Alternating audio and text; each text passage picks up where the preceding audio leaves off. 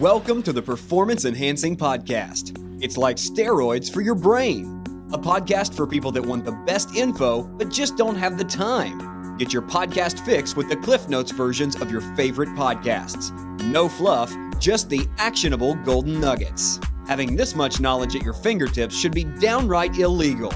So get ready for another dose of Performance Enhancing Podcast with Satori Prime. Here's your host, Ilan Ferdman. Hello, everyone, and welcome to another Performance Enhancing Podcast with your host, Ilan Ferdman. So if you haven't signed up to our PEP list, which we basically send you a recap email once a week about this week's shows, make sure you head over to performancepodcasts.com. That's podcasts with an S at the end. And when you do that, you can even pick up 6 hours of subliminal training. That means that using this training, you can go to work on things like speed reading, memory, and even how to be more decisive through subliminal messaging. You just turn it on and you listen to it. So make sure you go ahead and grab that.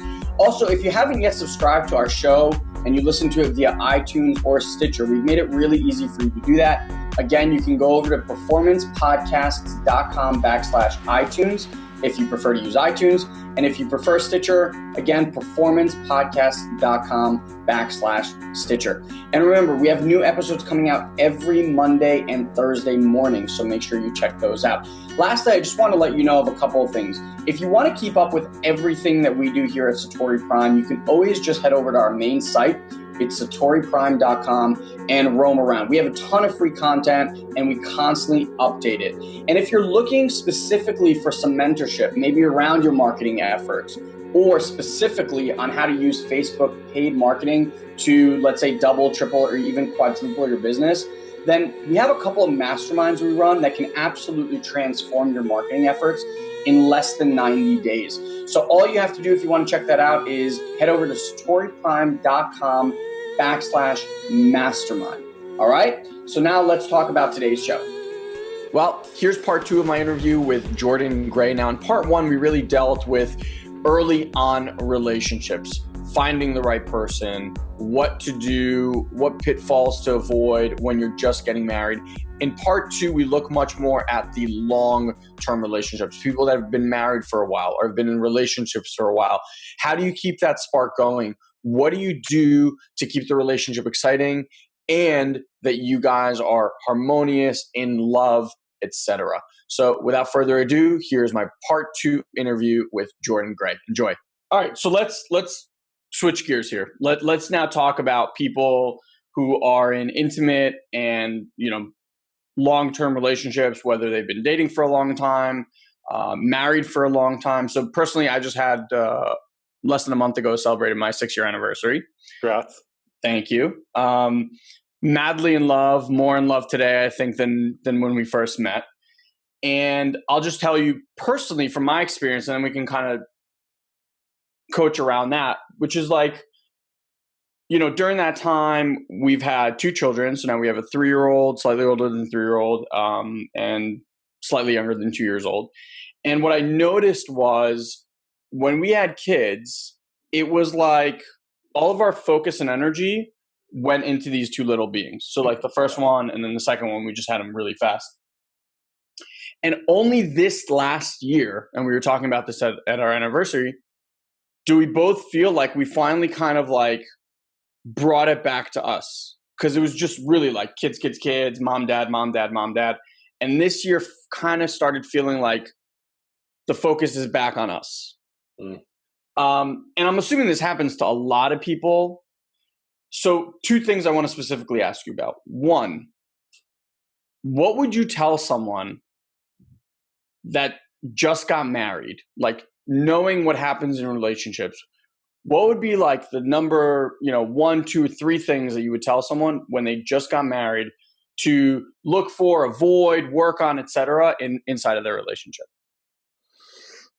Big question. I want to touch on one thing before that. Please. When you said that you have a 3 and a 2-year-old, I just wanted to give you the heads up, and anyone listening, that there's actual like hard data. There's scientific evidence now that says that basically 2 to 6 years old, like having kids within that range, especially exclusively in that range, is actually the lowest reported levels of relationship satisfaction in a married couple's entire lifespan. Wow. So the fact that you guys are in a good position in like truly the hardest part, where the attention is largely, on these little drunk little people that are like Yeah. messing stuff up and take up all your time and sleep and energy. That's a massively valuable foundation. So Awesome. I'm sure it's not just a lucky thing you guys have also created it, but huge. Massive work. Yeah, exactly.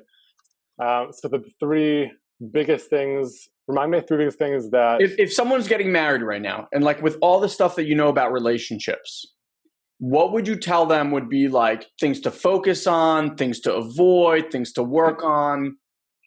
Okay.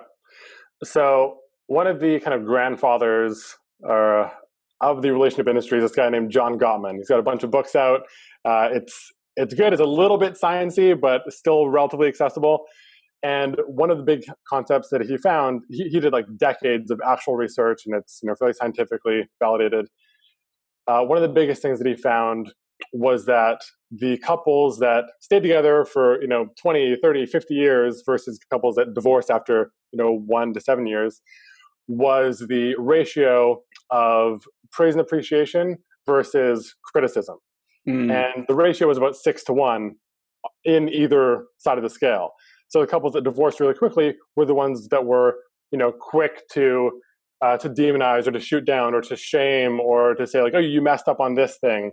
And it was 6 to 1, negative to positive feedback. Wow. And again, regardless of age, gender orientation, it's a very rare kind of person that responds positively in any consistent way to being told why you messed up and why you're not good enough, etc. And the couples that really thrived were doing the opposite of this kind of 6-1 ratio of praise and encouragement versus criticizing. And the layer that I add on top of that is praise and encouragement, whether it's one of your primary love languages or not. Another book by Gary Chapman, super cool stuff, is what I found to be extremely helpful is not just praising, encouraging, and saying nice things like, oh, like you're a lovely human being and stuff like that, like general lofty meta level ideas, but tying people's successes to their character. So it's not just, oh wow, you crossed 1 million downloads on your podcast, but imagine Fanny coming to you or saying it over Pillow Talk and saying something like, of course you got 1 million downloads in less than 3 months. Like you're one of the most like driven and charismatic people that I've ever met. Like it makes so much sense to me. And like not just recognizing and validating the win, but of course you got that promotion, that milestone, that thing, because you are this person and I know and see your heart. Wow. Very, very different. So, okay. So say that again. So because you phrased it a certain way. I'm just trying to capture this so I can put the notes. Sure.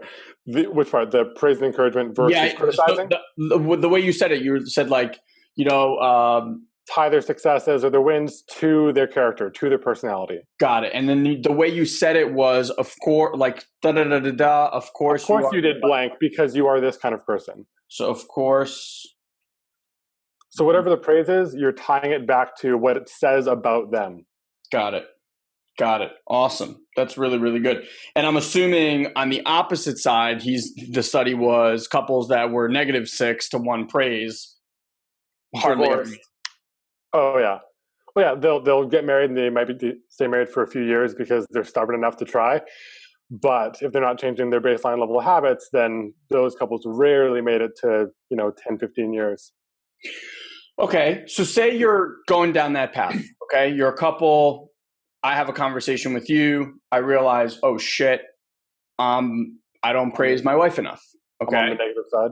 Okay. Yeah, I'm much more on that. Like the ratio is way off. Yep.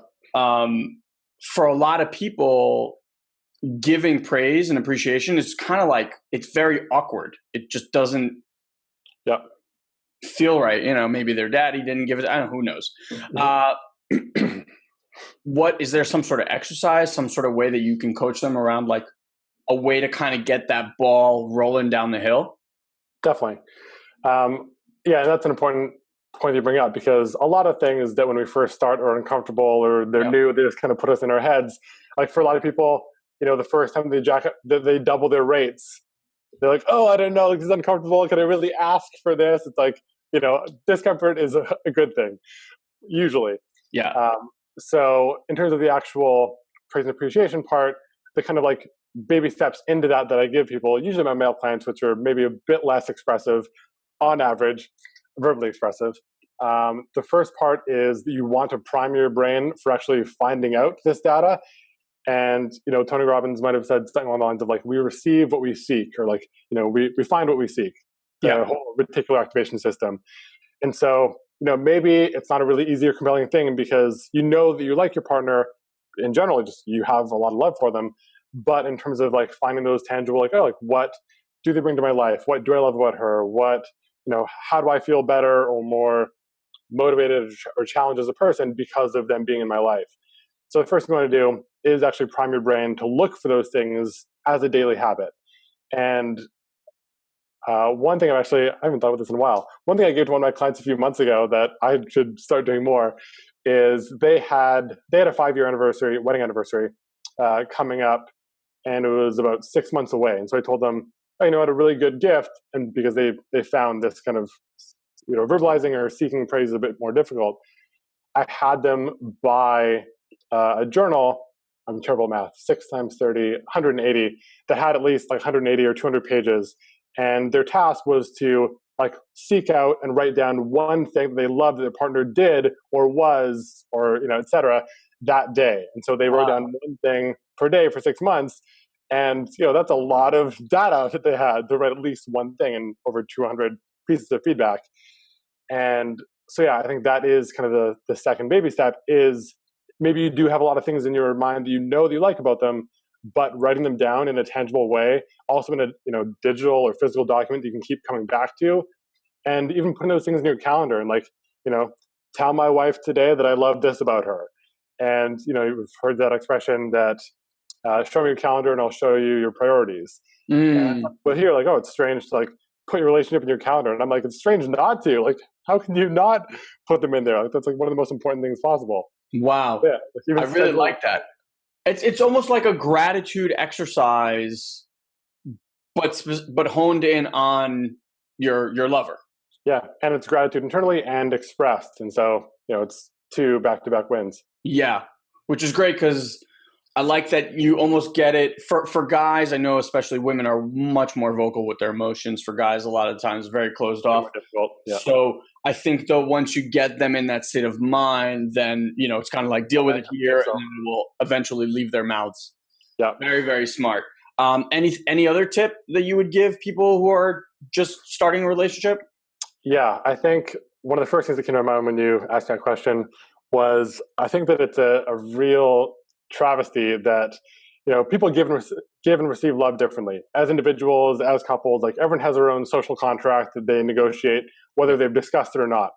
And kind of branching off that concept of the five love languages, whether you actually like use that book and those 5 things as a reference point or not, having a conversation like near the beginning of your relationship or frequently, I call these weekly CEO meetings where you and your partner, whether you have kids or not, like just set aside this non-negotiable time, whether it's 20 or 30 minutes where, phones off, TV's off, hire a babysitter or kids are asleep. And you just have that little space, usually like laying on your sides in your bed, just actually talk and catch up over all the things that might've been swept under the rug.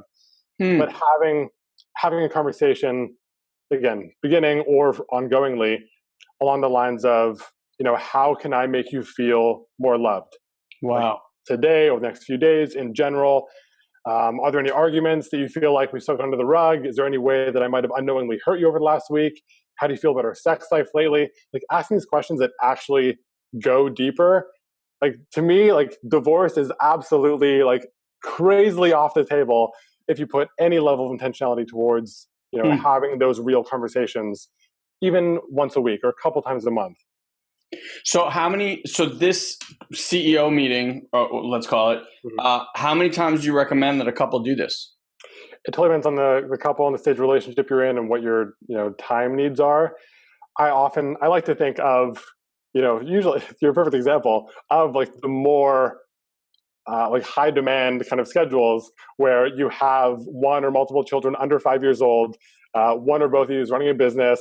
Like there's always time demands on everyone's life, but especially I think, highly optimized entrepreneur. Yeah. And I think that the minimum is like 1 30-minute session a week. Like just putting in your calendar and saying, like it may be an easy thing like Sunday nights, 7:30 p.m. when it's not a work day, or maybe it is. And if it isn't, then move it to a different day. But, the kids are at their grandparents' house or they're asleep, and like you just have that time. It's non-negotiable.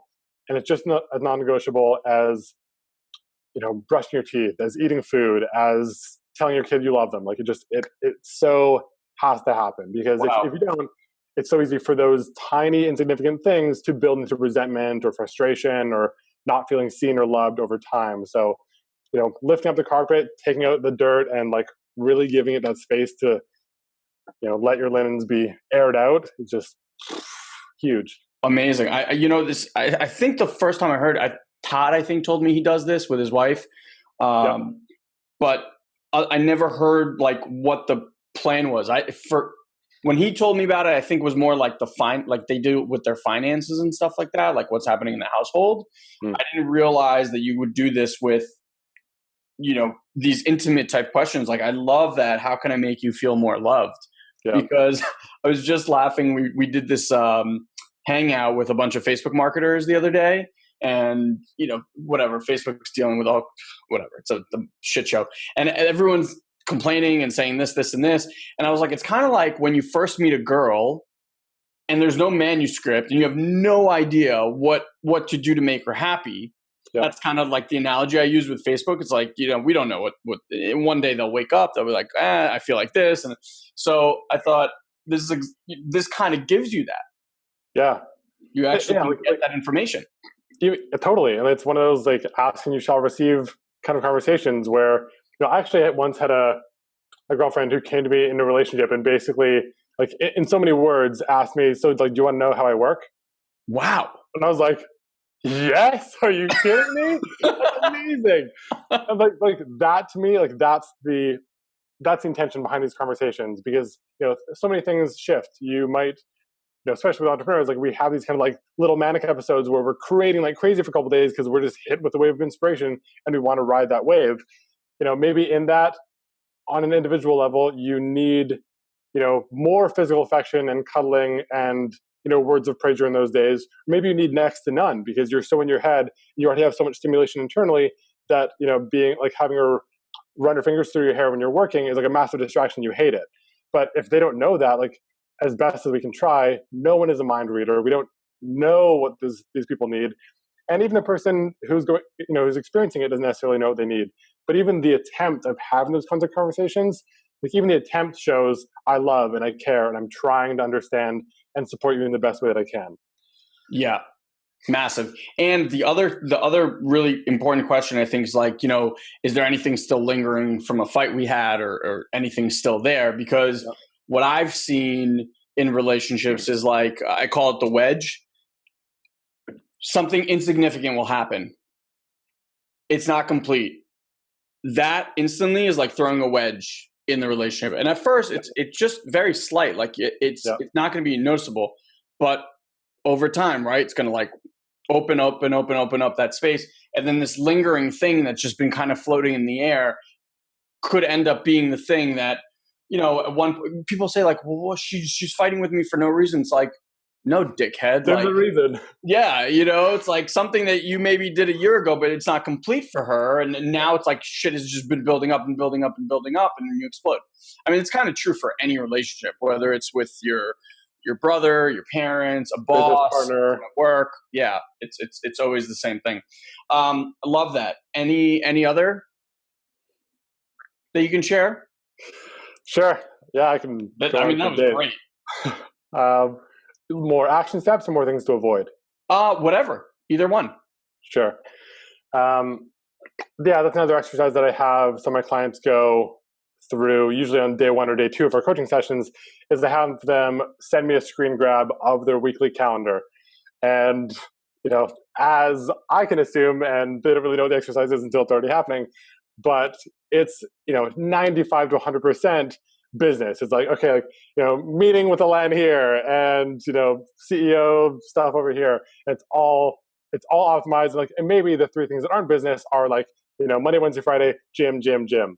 So it's that whole, I'll show you your calendar, I'll show you priorities. And I tell them, like, this is one of the greatest life hacks that I know of, especially, I'm biased because I work with people that do use calendars and are entrepreneurs and are very like scheduled with their lives, but intentionally putting in things like, date nights or like sex date nights or praise and appreciation, or like, oh, remind yourself that she said she's getting her haircut on Saturday afternoon. So whether you notice it or not, write it in the calendar so you can comment on it. And you're like, oh, your hair looks amazing. She's like, right, I did the roots. And you're like, I don't know. I don't even know what that means. That's fantastic. Using the calendar. And like, even that, it's the whole commitment and consistency thing. When you put that level of intentionality into your relationship, your mind backwards rationalizes that, oh, if I'm really putting in this level of effort, I must really care about my wife. And, you hopefully do. But just the action of doing all those things actually makes you, like, chemical level, fall more in love with them on a daily, weekly, monthly basis. So wow, everyone wins. That's amazing. That's amazing. Is there anything that when couples come to you and say, oh, whoever comes to you and says, look, we've been dating for like 15, 20 years. It's kind of like same old, same old. They love each other. They respect each other. But it's kind of like that magic is gone, whatever it is. Is there anything that you would tell someone in that situation that's different than, even the meeting would be awesome, I think, or the scheduling. All this stuff would kind of align. But is there anything specific to those type of couples? Yeah. Yeah, and I love, there's an analogy that one of my colleagues in a similar industry, related industry, her name's Kim Anami, she has this concept of, like, imagine you and your partner standing 5 feet away from each other and you're facing each other and there's a pane of glass between you. And when you first start dating, the glass is completely clean. You see them in like hyper vivid color and it's amazing. And there's no blocks between you. And over time through your relationship, every time that, you have a fight that isn't fully handled, or you have a need, emotional need, sexual need that you have the idea, but you don't verbalize it. There's like a little splotch of mud that goes up on your side of the glass. Yeah. And the first couple times that it happens, you can still kind of look around them and you're fine. But over time, as it gets more and more covered, that's that exact feeling that you're referencing right there. When it's so, caked on both sides, you haven't put in the work to either keep it off, keep it from going on, or putting the work to clean it off by having CEO meetings, then that's what that feeling is of, oh, I don't really feel connected. I don't really feel like I see them, because you actually don't. Like, those things have built up and, turned into resentment. So it's definitely relatively more difficult to, put in the work and, oh, this is like really caked on. I got to like put in some elbow grease here. But that doesn't mean it's impossible or not worth it. It's just different. Yeah. So one of the first things that I have people do, because I do believe in giving people that kind of like immediate dopamine reward, that carrot on the stick of, oh, like change is possible and we already feel better. I'll have them create a shared Google document. And I say, okay, make a relationship bucket list. Like, part of why you feel like in the doldrums, not that excited, is because there's some degree or some element of hope or faith or excitement or anticipation that's, nearly died.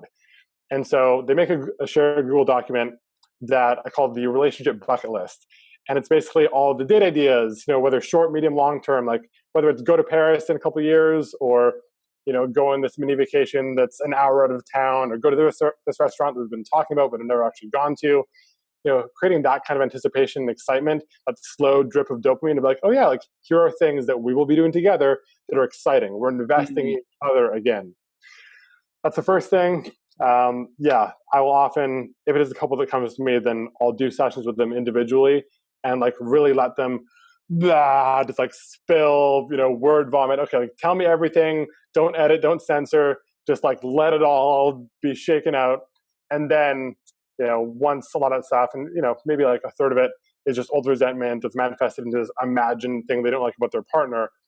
But giving them the space to just like have it be a thing and have it be heard kind of just like it's like taking the cork out of the dam and just like, blah! Yeah. And then I go, okay, like, I can imagine that at least this half is, fake, invented, old resentment. And then I kind of, again, get into that habit of priming their brains for appreciation and praise, and what is actually, like, what do they bring to your life, and how much of the stuff that you think you don't like about them is things that you're just living incongruently in your life and you're projecting it onto them. I really like that. Yeah. If I was to say to you, we'll do like a little word association. If I said love is, how would you complete that? Feel it? Once or multiple times? Go for it. However you heard it. Okay. Love is effortless. Love is beautiful. Love is compelling. Love is the ultimate vehicle for self-growth available to human beings. I really resonate with that last one. I'd say entrepreneurship and love, like they are the mirrors to our lives. Yeah. It's interesting. I said this to someone the other day, like, I'm so incredibly grateful for my wife because I'm getting to do what I do now only because she's insane enough to have believed in me when I put it this way. Our house was being foreclosed on. We have a baby at home. She's the breadwinner. Thank God she had a decent enough job, but like it wasn't looking good. And even as I was starting the business, like when you start a business, you don't make money at all when it first starts. It's just like so much work and so much effort for really nothing to show for it in reality. You're just planting seeds and nothing's sprouting. You're like, I don't know what I'm doing. Yeah, but now put yourself, okay, so like when you're single and doing that, it's like, okay, there's no one depending on you, right? You have a wife and a kid at home and a house, and the possibility of you getting kicked out of your house, like all of a sudden, I don't care how amazing a woman is. It's like at some point you're like, dude, get your shit together, go out, get a job, like do whatever you got to do. Like we need money. And she never gave me that ultimatum ever. She just knew that, like, I don't know how, but she just knew that I was going to somehow make this happen. And we had a conversation again on our anniversary, and I just thanked her for it because I was like, I don't know anyone that would be insane enough to actually have stood by and watched me do this in an industry that she really didn't understand anything about. So it's not like she can look to see that we're progressing. She has no idea. At the end of the day, money's not coming in. It's like, you're screwed. It's just a woman, and I said, like, I have this distinction, girl and woman. A woman is someone that can lift you higher than you ever dreamed possible. So I love that you said love is, growth and it'll push you. A woman or a man, but for us, a woman can absolutely change everything about you. And they have the most amazing way of saying things to you that push you, where if like I said those things to you, you'd be like, fuck off, Elon. But like right. She would say it and you're like, yeah, that's what I'm going to go and do. Right. Like they have that petting, they just know exactly what to do. Yeah. They're just genius. So yeah, very, very similar love and entrepreneurship. I heard it put in a really beautiful and succinct way by my brilliant and amazing girlfriend. She was talking about how I was having those exact same insecurities near the beginning of a relationship of, like my revenue was like relatively up and down when we first met. And it was like, month to month, whenever, and this is my own, totally my own stuff and my own mental projections, but I felt like any month that like, even if I knew, okay, I'm going to be working on this other thing that's like less profitable, but I want to like build it up. If I had a month where I didn't do like a minimum of 10 grand in revenue, I started to feel like, oh, like I'm not good enough for, and like this is like really dangerous and messy, and I should just like do the safe thing that makes revenue because that gives me enough validation internally that I can like remain in this relationship. Wow. Sabotage. And what she said, just got goosebumps thinking about it. She was like, to me, whether you're like a second year medical school student or a doctor, it's the exact same thing. I see you, I see your potential. I don't care what you're doing because you still have you, and that's all that will ever matter. And just the trust and faith and devotion in that I was just like, it melted me. I was like, oh man, that is massive. Amazing. That's what I'm saying. They just know how to say something in a way that is both liberating, uplifting, inspiring, and like all those things. But that's when you have a woman. Because a girl, like the roadkill that you were dating, were just girls. They're just like people that needed you. They didn't have any way to push you and lift you. Now you're with a woman. Yeah. And it has nothing to do with age. It really has nothing to do with age whatsoever. No, I've met 20-year-old women and 45-year-old girls. Exactly. I think it all comes back to, full circle where this started, which is when you know yourself is when you can be that for others. Like you can't ever give something to others that you don't have in your own. It's an imitation at best, and people can feel that it's not congruent. Yeah, it's like you said with the woman, like I would never force them to be something that they're not, because at the end of the day, it's inauthentic. Like we have a bullshit reader, like we can see that. Yeah. Amazing tips. I hope for anyone listening, like I already have 2 pages of notes of things that I'm going to do. So this is really, really great. Okay. Let me ask you this. I end with this question, and we'll kind of see where it goes. Okay. There's that cliche. I wish I knew then what I know now. Now, you're obviously pretty young, but it doesn't matter. But if there's anything that you've learned that you wish you would have known, 5, 10, 15 years ago, whatever it was, what would that be? And it could be about anything. It could be about relationships, business, family. It doesn't. For me, I'd say the biggest lesson that I would give myself 10 years ago would be I would have encouraged myself to believe even a sliver of the positive feedback that those closest to me gave to me. Oh, wow. Wow. I love that. We talk about that all the time. That's like one of our biggest, I literally, that was one of, you're asking me personal podcasts. That's one of the ones I did. Really? Yeah. It's all about that. It's about, I think humans have a really, really sadistic view of themselves. Negativity bias.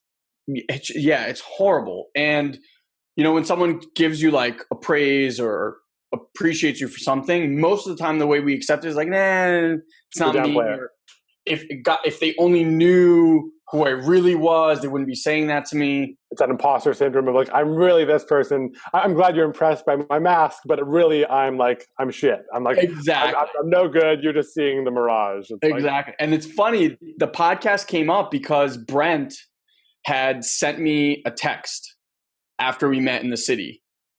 And I don't remember what I said to him. I said something about like, he's like, always great to be around your energy. And then I was like, it's interesting that a lot of people in our networking group, whatever, have always told me like energy. And I was like, interesting. And then he just wrote me like the nicest text ever. And I just really, that gave me the context to create this podcast about listen to others and live in their vision of you, because that's way more accurate than anything you've ever made up about yourself. That's true. Yeah, there's hard data about that exact thing, that the 5 people closest to you know you better than you do, because they are objective, and they go like, no, if we're all telling you that these 3 consistent things are amazing about you for years or decades, then you're wrong. We're right. Exactly. You're actually this awesome because you affect us in this way. Amazing. That's really, I've never heard anyone ever say that. Your answer. What? Yeah. Right. It's just brilliant. I think it's something really difficult for people to realize. Oh yeah. There's huge anxiety in being able to, receive love, especially. Like I think it's easier to, to give or to put out that kind of intentionality, but to really receive it, there's a lot of, people love to deflect or downplay. Well, you have to be a great receiver in order to be, for a gift to be given, there has to be an equally great receiver of that gift on the other end. So, and if you don't receive, then you actually rob the person of gifting. Exactly. And we all know how much we love to give gifts. So if you don't, it's like you really just diminish them having that amazing feeling. Yeah. Jordan, amazing. We could go on for days, but I know. We got to cut off at some point. Yeah, it's so funny. Like every time I get on these podcasts, I'm just like, we could really just do like 3-hour things and keep bouncing. And my dad listens to these all the time. He goes, your best podcasts are with like this, where it's very conversational. It's not this like scripted, here are the questions. Because some people tend to be a little more just like, they'll give the answer and then they'll just kind of be like, next question, please. Right. I'm like, Kind of stale. Yeah, I'm like, I'm not loving this. Yeah. But this is amazing. I would love to have you back on. Sure. Yeah, we had tons to talk about. I was going to say we could do like a relationship thing and just give people tips. Yeah. All right. Well, let people know where they can find you and follow you, all that kind of stuff for now. Sure. So my main hub is jordangrayconsulting.com, JORDANGRAY consulting.com. I've got video courses, books, one-on-one coaching. I've got like 150 articles on that site, tons of good, free and inexpensive resources.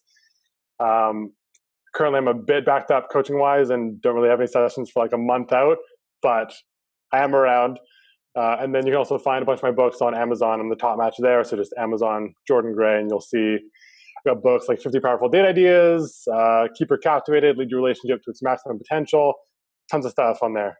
Awesome. I would also tell people if they can to find you on Facebook, just because you post some of the best articles and like that's, for me, it's just amazing. Whenever I see something pop up in my news feed, I'm always like, read. So my recommendation is, just look for Jordan Gray on Facebook as well. You're not on Twitter or anything like that, are you? I am, but I don't really care about it. Facebook is the secondary one after my website, or after website and Amazon. So facebook.com/Jordan Gray Consulting. Yeah, absolutely. Must follow. Jordan, again, thank you, my brother. Amazing time. We'll definitely have you back on here. And for everyone that's listened, here's my recommendation. I'm going to give you guys my email. Okay. Ilan@satoriprime.com, ILAN@satoriprime.com. Let me know if you have any follow-up questions for Jordan. I'll make a list. And when he comes back on, we can just kind of like continue the conversation. Nice. Because I'm sure this is going to unlock some screws in people's heads about their relationships. And hopefully you guys go out and actually take some action around some of these things and not just have them like, oh, this is good in theory, like actually go take action. And I'm sure as you take action, you're going to stumble somewhere along the way. And hopefully the follow-up will be kind of for people that took action and are like, well, how do I take this to the next level? So that's the kind of conversation I'd like to have with you next time. Totally. And until we meet again, keep that smile. Thank you so much for having me. This was fun. Enjoy your beautiful lady, and we'll talk soon.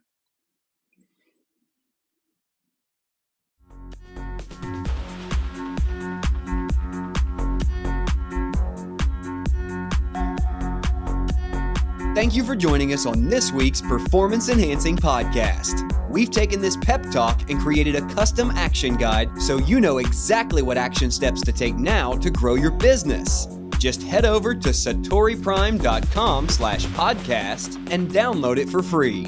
Also, please leave a comment and rate this podcast on iTunes. It'll help us get the word out. Thanks for listening. Now, go and implement. We'll see you next time. Did you run through doors till you hit the floor? Did you read my eyes and my aching thoughts? Did you walk through walls till you had to grow? Oh my God, your smile